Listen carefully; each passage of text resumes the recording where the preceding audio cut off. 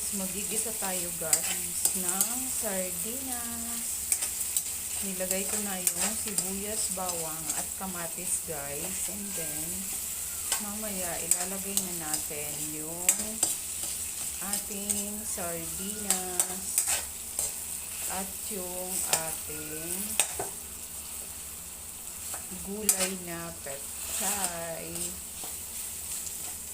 So, eto guys, ang niluluto ko ngayon kasi nakakasawa na puro na lang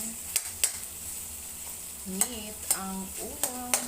So, dito naman tayo guys. Eto na guys, ilalagay ko na yung ating sardinas.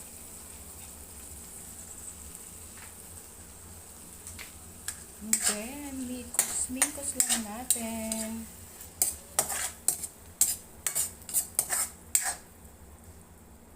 So, tapos, maglalagay tayo guys ng gulay. Huwag na muna natin lagyan ng tubig guys. Kasi yung pechay is nagtutubig pa. Kaya mamaya na tayo maglalagay ng tubig. Lalagay na natin guys yung ating pechay. Huwag na muna tayong maglagay ng tubig guys kasi mamaya is matubig na to guys. Kaya mamaya na tayo maglagay ng tubig guys. Maglalagay na tayo guys ng konting-konting tubig.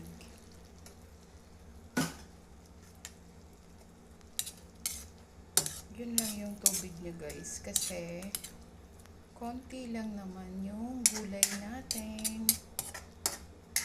So, yun lang guys. Naglagay na tayo ng pangpalasa sa kanya guys. So, eto na guys. Konting-konting kulo na lang guys. Luto na. So, eto na guys. Luto na yung ating ginisang gulay na pechay sa sardinas. Bye-bye guys. Thank you for watching.